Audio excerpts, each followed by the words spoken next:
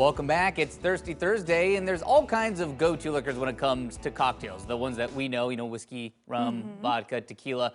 But I've never tried shochu. Have you ever heard? I never even heard of it before today. I've never tried it, heard of it, but I'm excited to check it out. The traditional Japanese liqueur is slowly breaking into American drinking culture. And joining us live to tell us more about shochu and all kinds of cocktails you can shake up with it is master mixologist Natasha Velez. Good morning. Good morning. How are y'all doing? Doing great. Excited to learn about this. So what exactly is shochu? So shochu is a clear white spirit. It's usually made out of vegetables or grains, mainly barley, sweet potato, rice. And it is one of the native spirits of Japan. It's different to sake. A lot of people say, like, isn't it just like sake? Sake is brewed. This is going to be distilled, and it's going to be basically comparable to your vodkas or your gins, but at a lower ABV. This specifically is iichiko silhouette, and this one's going to be at 25 ABV. And then we also have another expression that's going to be iichiko saiten, which is going to be one of the first umami spirits in the world at 43 ABV. So, this is going to be a little bit softer on the palate. It's going to be peach, plum, a lot of stone fruit, very delicate. It has a very smooth finish. It's traditionally drank on the rocks. It's also made into a chu-hai, which is kind of what we're making today. Chu-hai means Shochu highball. And today we're going to make a blood orange one. Yum.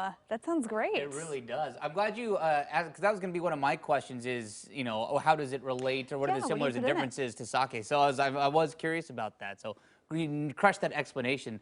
Go ahead and take us through this blood orange. I don't want to mispronounce it. Can you say it one more time? Chu-hai. The chu-hai. So it's like, take us through it.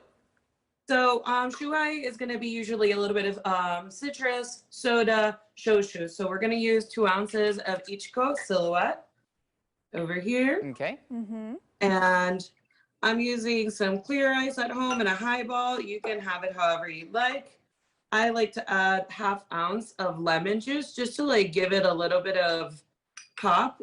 If you have a blood orange, you can also use that. I also found the Pellegrino Aranciata, the blood orange one, and I like to add that in there. There you go. Fun little pop of color.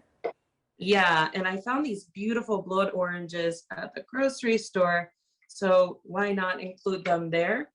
And there you have it. It's very easy. It's a very refreshing cocktail that kind of will pair with almost anything. Well, actually everything that you throw at it. I had it with Peruvian food. I had it with steaks the other day. It just blends well with everything. That's awesome. Yeah, and I like that you said it's a little bit lower ABV. So if someone's looking for a low alcohol cocktail, this might be a good option. Yes, and another thing that's really special about shochu is that it's distilled only once and has no sugar added. So it's one of the very few spirits that has that going for it, and it's a lot healthier in that perspective. That is fantastic. I was going to say, this is sounding like the perfect, New Year's refresh, restart, maybe a good option. I mean, it's like, we love our beer and wine, but it's nice to have that option where you can just kind of cut back on the sugar and the caloric intake and still, enjoy a cocktail. So that's an awesome option. How can people find this? How can people kind of get into shochu? So if you go online to iichiko.com, we have a locator there, and you can find iichiko near you. You can also put it on Drizzly, Reserve Bar, and Instacart as well. Okay, and now tell me about the other one here, this other expression that you said it was the saiten. How is that more of an umami kind of spirit? What would you recommend for that? So with that one, you can actually try it with anything. So I've tried it against Bloody Marys, daiquiris, Manhattans. It's made for bartenders to use it for mixability. Since this has a lower ABV, that one is made at a higher ABV, so it can stand strong against other flavors like ginger, yuzu, even Bloody Marys and tomato juice. It just has so much expression, and with each cocktail, you're gonna have a different flavor profile to it because it just brings so much into it. It's umami because they're using 100% koji barley. And that just leaves traces of amino acids, which is what in scientific terms means umami. Oh, that is it's just so fascinating. What a versatile I was going to say, drink. it runs the gamut, sweet to savory, and I'm sure it would be really interesting paired with some stuff too, since it's got the umami going in there too. No doubt about it. Very cool. Well, thank you so much for introducing us to Shochu. Master mixologist Natasha Velez, great to talk with you. I feel like I've learned something cool. I've never heard of this this liquor before today, and not only do I know what it is now I have a cocktail recipe I can try. I'm be very trendy at the bar. Sound like I know what I'm talking about. Thank you so much for mixing up some drinks with us. Cheers. Cheers.